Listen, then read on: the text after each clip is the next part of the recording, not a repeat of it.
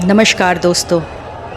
महाकुंभ के इस महापर्व पे जहाँ 2 फरवरी को श्रद्धालुओं के लिए दिन रखा गया, वहीं 3 फरवरी के दिन नागा साधुओं के लिए और अन्य अखाड़ा सदस्यों के लिए, महामंडलेश्वरों के लिए ये अमृत स्नान, आखिरी अमृत स्नान रखा गया, जिसमें नागा साधुओं का हर्षोल्लास देखते ही बनता है। और क्यों न हो, ऐसे ही इसे महापर्व थोड़ी कहा गया है।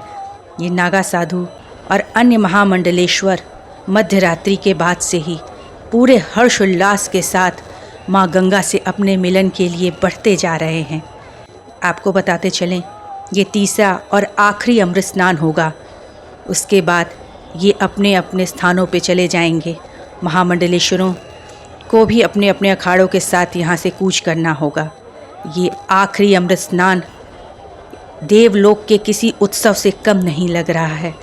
ये मध्य रात्रि का दृश्य, बसंत पंचमी का ये आखिरी अमृत स्नान, इसमें देवतागण भी अवश्य ही सम्मिलित हुए होंगे। ये अद्भुत दृश्य, ये अद्भुत नज़ारा मध्य रात्रि का नागा साधुओं के साथ यहाँ बड़े बड़े अखाड़ों के महामंडलेश्वर भी एकत्रित हुए हैं।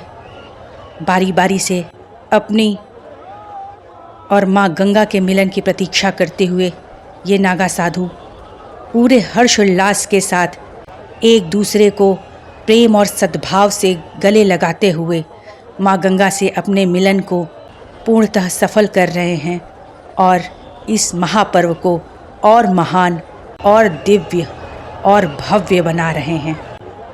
आखिर यही तो हिंदू सनातन धर्म की खूबसूरती है, जहाँ ऐसे दिव्य और भव्य पर्वों का आयोजन विरले ही किसी अन्य धर्मों में देखने मिलेगा।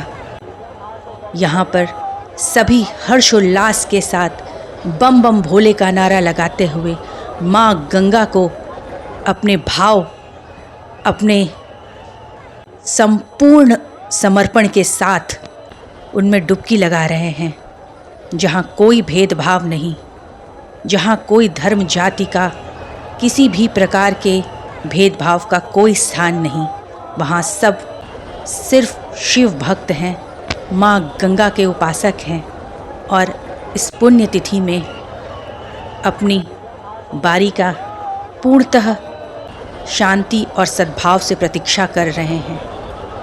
ऐसी खूबसूरती, ऐसी महानता भारत देश के अलावा कहीं और देखने नहीं मिल सकती।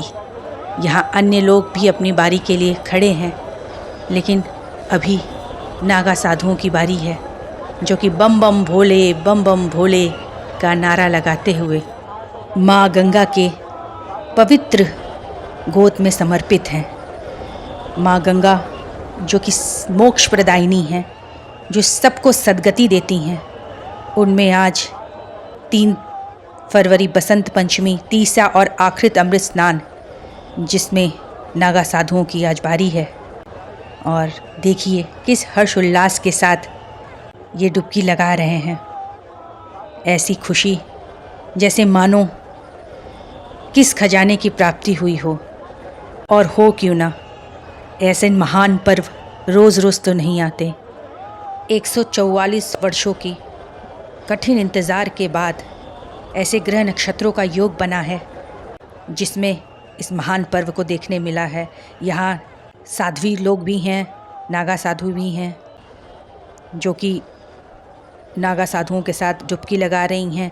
कई बड़े अखाड़ों के महामंडलेश्वर भी हैं और इनमें कोई भेदभाव नहीं, चाहे वो साध्वी हों या साधु हों, सभी माँ गंगा की गोद में एक समान हैं और पूर्णतः श्रद्धा भाव से एक दूसरे का सहयोग करते हुए पूरी प्रसन्नता, हर्षोल्लास के साथ ये माँ गंगा के गोद में डुबकी लगा रही हैं। इसी प्रकार ये पर्व हमें ये सिखाता है कि हमें भी मिलजुल कर प्रेम से, सद्भाव से अपने देश में एक दूसरे का साथ देते हुए रहना चाहिए, ताकि हर दिन पर्व के समान हो।